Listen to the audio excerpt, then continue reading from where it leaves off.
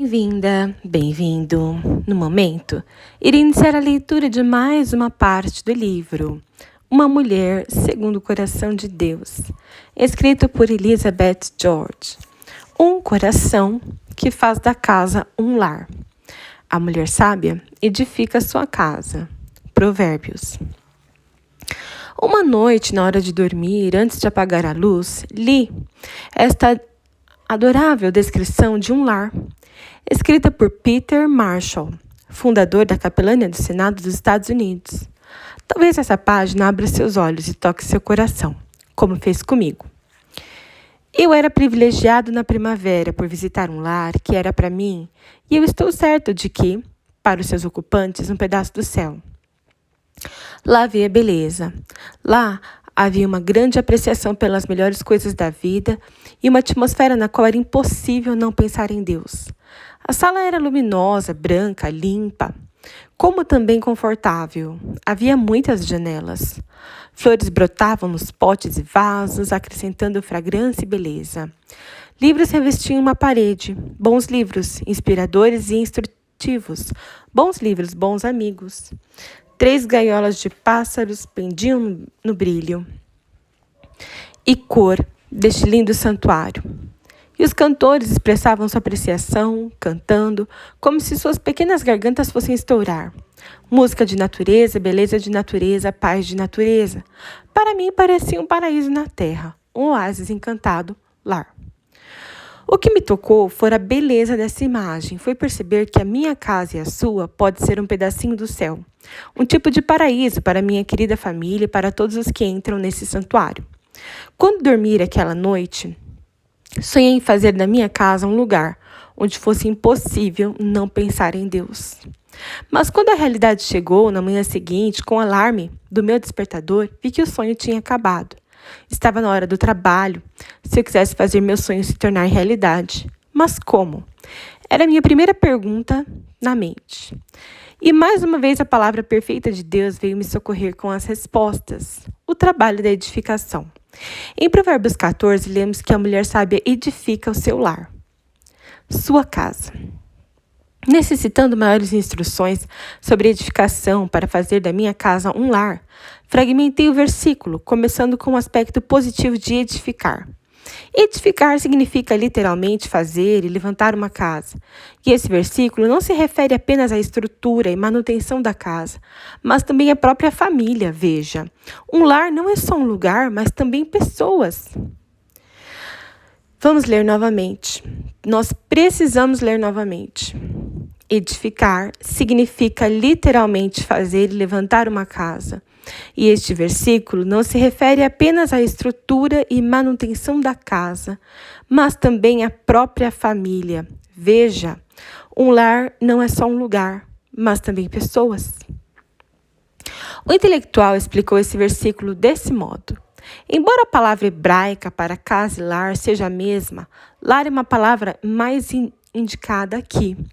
Uma casa não é sempre um lar, e este versículo não fala de construção de uma casa, alvenaria, carpintaria, mas da edificação do lar, a convivência da família, a rotina do dia a dia, criando um lugar feliz e confortável para a família viver. E quem é responsável pela qualidade de vida nesse lugar onde a família vive? É a mulher. Ela determina o humor e mantém o clima dentro do lar. Na verdade, esse provérbio ensina que se a mulher é sábia, ela cria. Diligente e propositadamente esse clima. Ela não fica apenas esperando que isso aconteça. Criando o clima. Criar o clima de um lar é muito parecido com usar o termostato para regular a temperatura dentro de casa.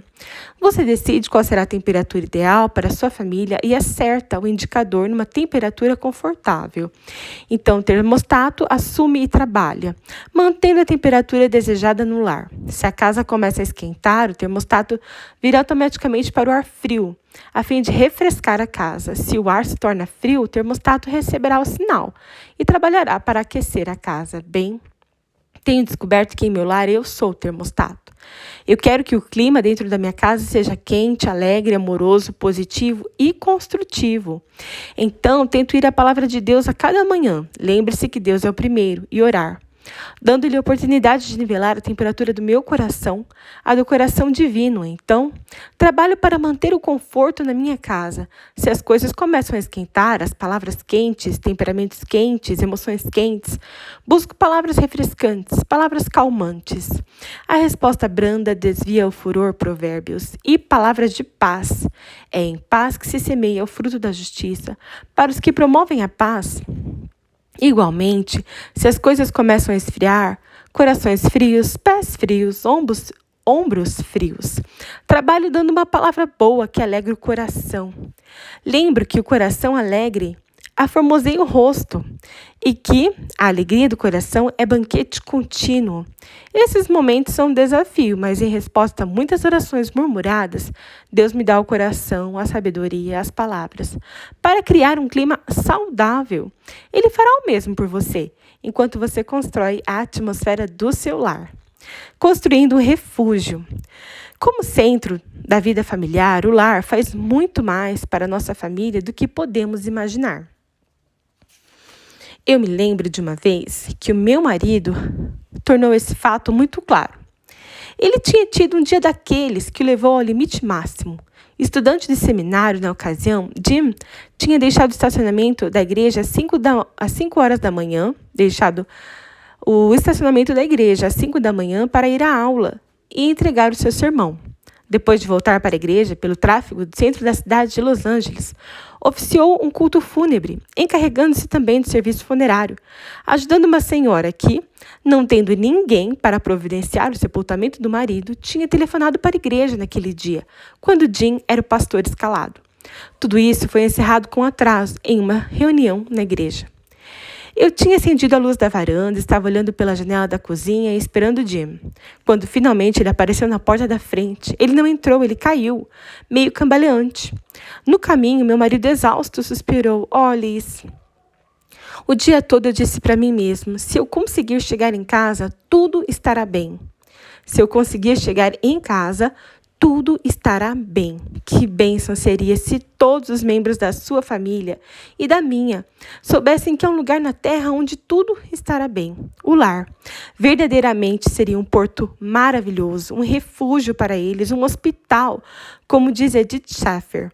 E que objetivo compensador para nós construir o tipo de lar que fortalece e renova cada membro da família. Mamãe Eisenhower estabeleceu esse objetivo para o seu famoso marido, presidente dos Estados Unidos. Ela quis construir um lar onde ele se sentisse pertencendo ao ambiente, um ambiente de uma família de coração alegre, onde não havia qualquer pressão. Imagina que refúgio! Nossos filhos, nosso marido se beneficiam com os nossos esforços nessa edificação.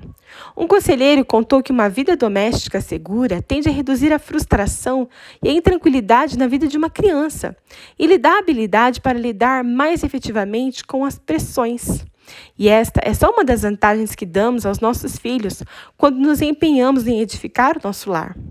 O que também é verdade sobre a importância do lar para uma pessoa é o fim da vida quando se aproxima.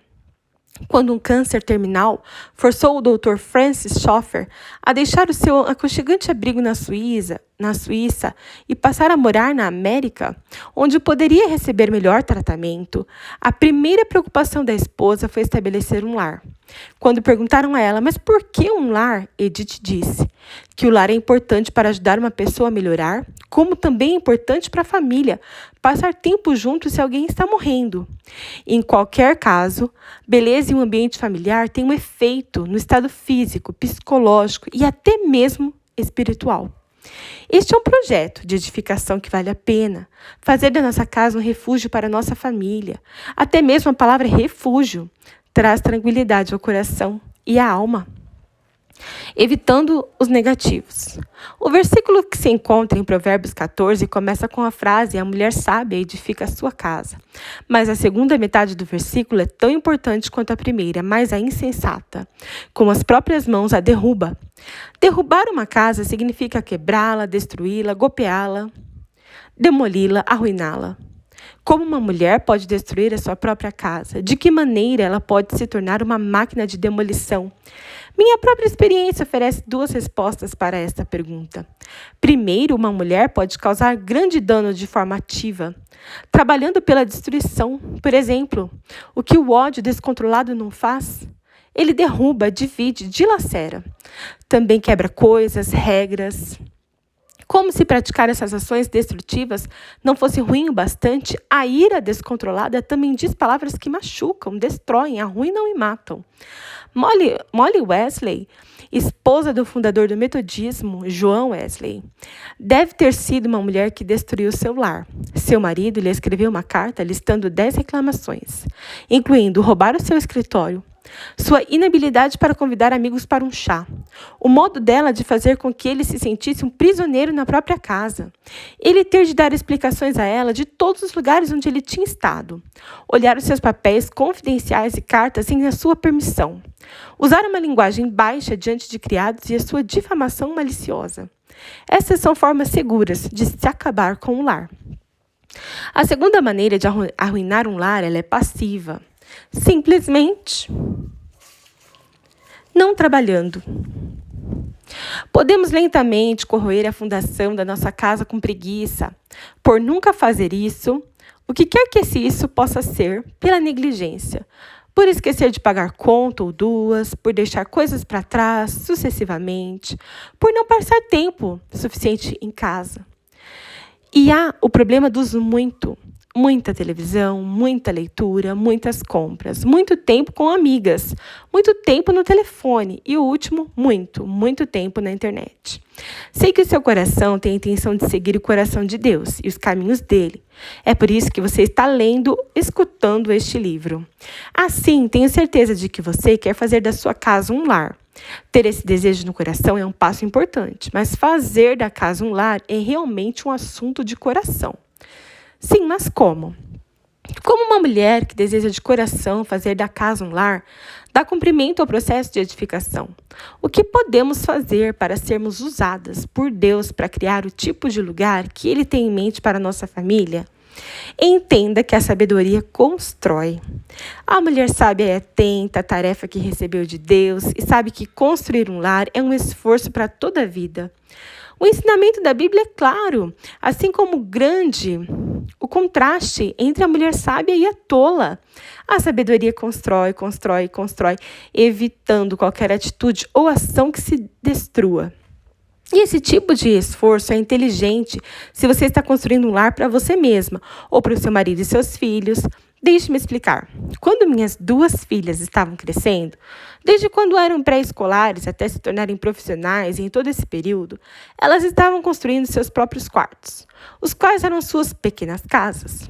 Eu estava usando um sistema de cartão para as tarefas de casa, com uma série de tarefas para mim e uma série para cada filha. Quando eu limpava a casa, Catherine e Courtney limpavam cada uma seu quarto. Enquanto eu espanava, elas espanavam. E assim os seus cartões iam se igualando aos meus, tarefa por tarefa. Cada uma tinha seu próprio cesto de roupa suja, e só quando elas precisavam ficar na ponta dos pés para alcançar a pilha de roupa suja, lavavam suas próprias roupas, dobravam, colocavam nas gavetas. Um resumo breve. Hoje, o serviço doméstico não é problema para qualquer de minhas filhas. Elas fizeram isso durante anos, desenvolveram habilidades necessárias. Courtney até ganha dinheiro extra, esforçando-se como a mulher de Provérbios 31, contribuindo para a renda da sua família, limpando casas de outras pessoas. Ainda que você divida com alguém um quarto, um apartamento, mesmo assim tem sua casa, sua parte do espaço para construir. Falei com uma engenhosa mãe de 4 pequenas meninas que dividiam um quarto. Cada menina tinha seu próprio beliche, prateleiras e gavetas para cuidar. Latônia também usou fitas adesivas para dividir o chão em 4 quadrados, responsabilizando cada filha por um quadrado de área que usavam para brincar. Como eu sempre lembrava Catherine e Courtney e a mim mesma, o que você é em casa é o que você é de verdade. Ou estamos no processo de edificação da casa, do clima, da ordem, ou estamos demolindo-a com atitudes destrutivas, negligência. Como cuidamos do lugar, das pessoas, do talão de cheque, das roupas, diz muito de nós mesmas. A sabedoria constrói. Nós estamos construindo? Decida começar a edificar. Nunca é tarde para começar ou recomeçar a construir sua casa, a criar o oásis encantado chamado lar. Só o nosso inimigo Satanás desejaria que pensássemos o contrário. Nós vamos ler isto novamente. Nós precisamos ler isso novamente. Nunca é tarde para começar ou recomeçar. A construir a sua casa, a criar o oásis encantado chamado lar. Só nosso inimigo Satanás desejaria que pensássemos o contrário. Podemos começar a qualquer hora, até mesmo hoje.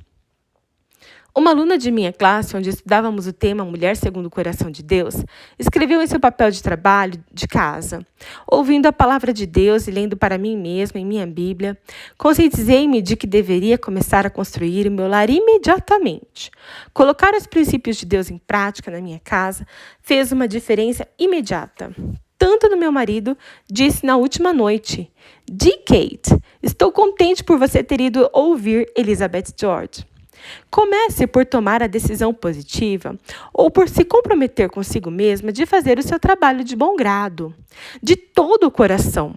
A atitude do seu coração é a chave. E não se esqueça de tomar outra decisão, a decisão de parar imediatamente com qualquer hábito destrutivo que esteja rebaixando ou destruindo o pequeno pedacinho de céu que você está tentando construir. Faça a cada dia algo para edificar a sua casa. Eu comecei a fazer a cada dia uma coisa para construir a minha casa depois de ler um artigo que eu recortei do jornal Los Angeles Times, intitulado 10 boas razões para arrumar a cama. Confesso que eu era um caso clínico. E adivinhe, comecei a fazer a cama cada dia, porque a razão 1 dizia: como a cama é o maior móvel do quarto, arrumar a cama melhora o quarto em 80%. Dê uma olhada ao redor da sua casa, ou apartamento, ou quarto, ou meio quarto, dentro e fora. Faça uma lista das coisas que precisam ser acrescentadas, consertadas, montadas e etc. De forma que o seu espaço seja mais que um refúgio. Então, cumpra a cada dia apenas um item da lista, ou até mesmo um por semana. Você também pode querer conduzir-se com uma atitude que, se melhorada, se transformada por Deus, levantaria a atmosfera de sua casa.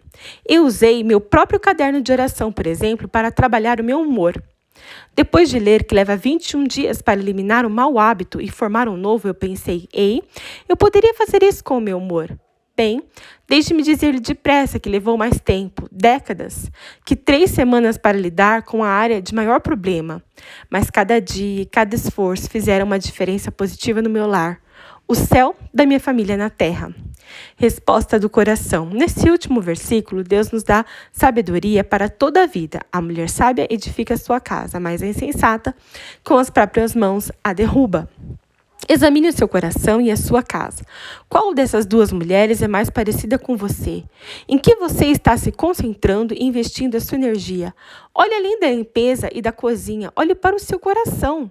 Novamente, este livro é todo sobre lembrar a sabedoria de Deus e seus caminhos ao coração. Eu sei que você quer o que Ele quer. Responda para ele agora afirmando que a palavra do Senhor é reta. O conselho do Senhor dura para sempre. Os desígnios do seu coração por todas as gerações. Deus, que nos fez e nos conhece melhor, quer que façamos da nossa casa um lar. E Ele nos ajudará a fazer isso. Muito obrigada por acompanhar a leitura de mais uma parte do livro Uma Mulher segundo o Coração de Deus, escrito pela Elizabeth George.